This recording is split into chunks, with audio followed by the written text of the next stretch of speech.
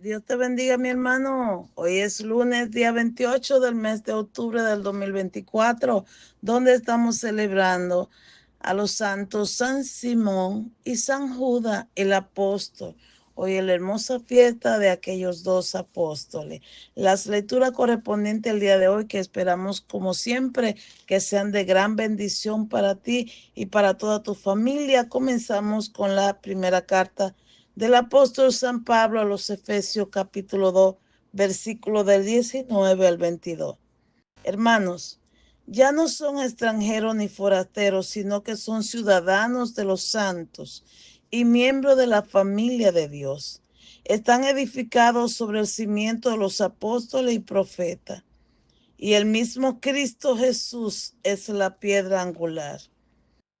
Por él todo el edificio queda ensamblado y se va levantando hasta formar un templo consagrado al Señor. Por él también ustedes se van integrando en la construcción para ser morada de Dios por el Espíritu. Palabra de Dios, te alabamos, Señor. El Salmo 18. A toda la tierra alcanza tu pregón. El cielo proclama la gloria de Dios. El firmamento pregona la obra de sus manos.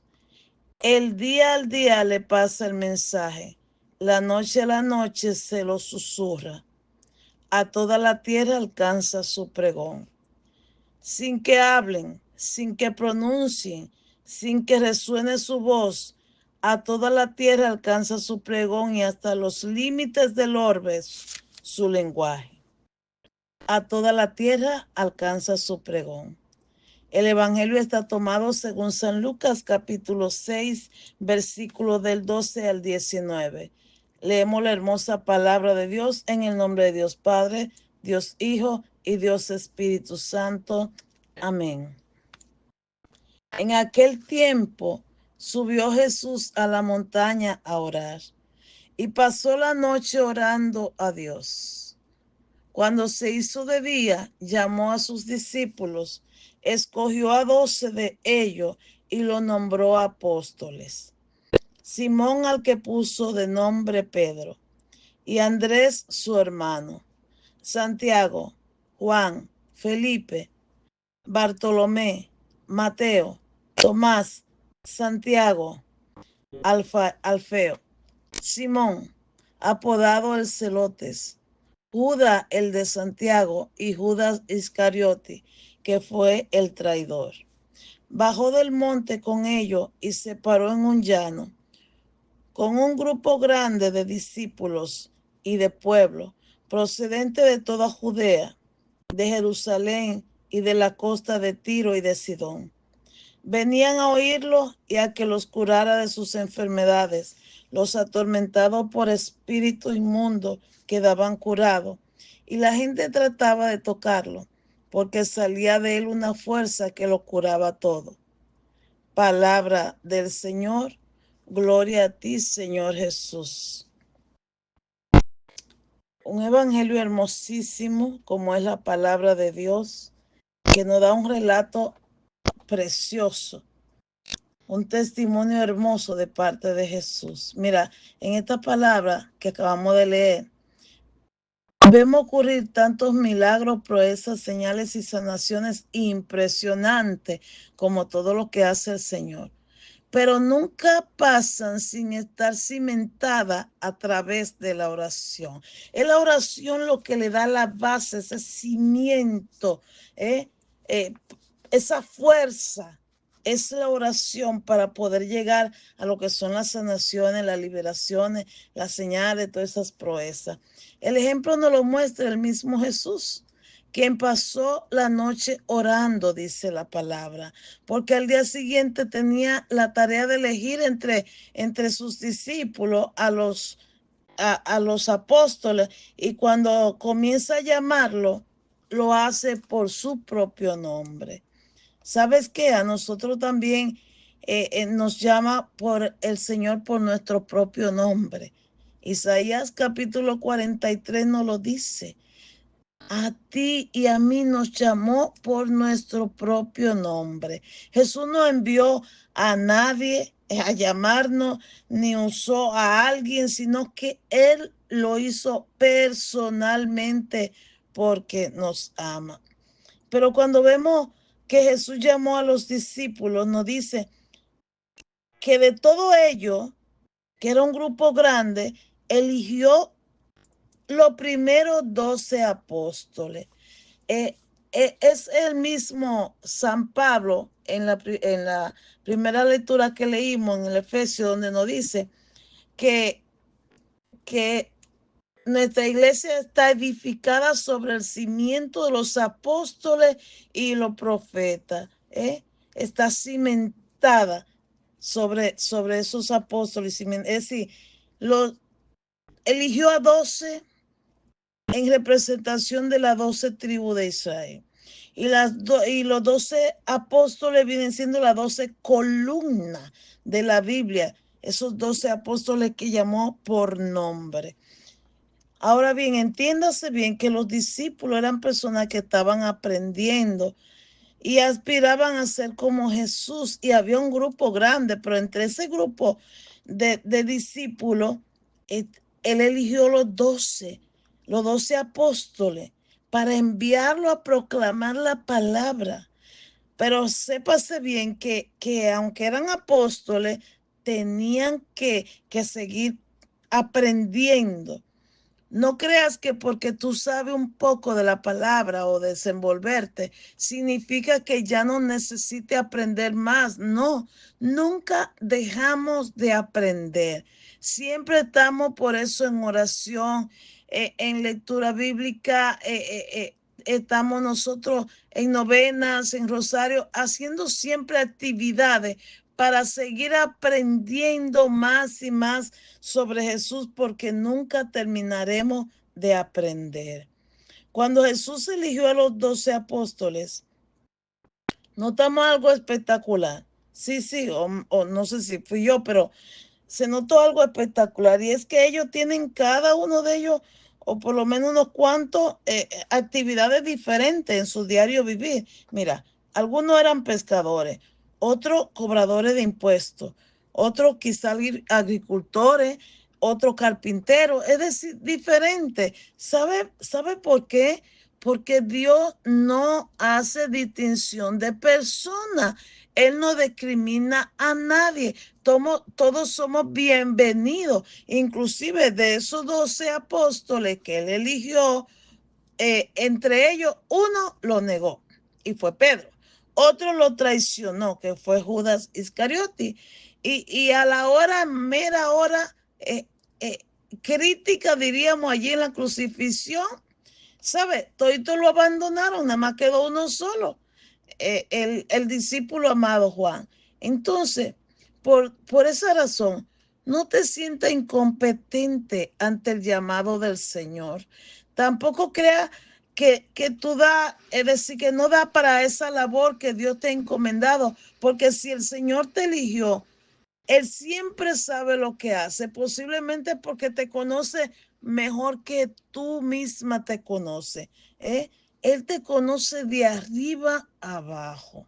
Ahora, y si el Señor nos llamó por nuestro nombre, como sabemos que Él lo hizo, ¿cómo es posible que nos olvidemos tan fácilmente de Él? Y muchas veces solo lo busca cuando estoy en problemas, en dificultades, y voy al templo o por cumplimiento, o voy por obligación, o voy porque voy a acompañar a alguien, cuando deberíamos nosotros ir por necesidad de verlo, de hablarle, de sentirlo, de saber que estamos protegidos por Él, de sabemos que cada paso que damos lo damos por Él. Deberíamos ir al templo más a menudo. Pero ¿sabe? Hay muchos por allí que se hacen llamar cristianos. Sí, la palabra suena muy bonito, pero piensa, ¿qué clase de cristianos somos? Solo piénsalo. ¿Eres un cristiano solo de nombre? ¿Un cristiano tibio? ¿Un cristiano corrompido? Eres un cristiano que se da bomba allí y se vanagloria él mismo. ¿O eres un cristiano fiel y auténtico? No lo sé, solo piénsalo, tú decides. Ahora, yéndonos por otra parte, comencé a investigar sobre el discípulo. Y cuando hablamos de ese documento de Aparecida, me fue interesante investigar.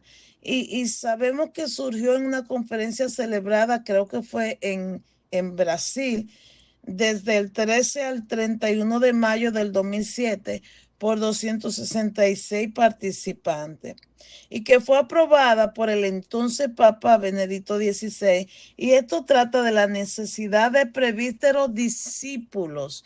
Entonces, habla allí de que hay un proceso para ser discípulo misionero. Y entre ellos ponen cinco pasos necesarios para ello. Y el primero es tener un encuentro legítimo con Jesús. Es decir, aquí inicia la vida de ser cristiano. Qué belleza, qué hermosura. Segundo, conversión. Conversión. El Espíritu Santo te va transformando, haciendo un cambio en tu mentalidad y un cambio en tu manera de ser.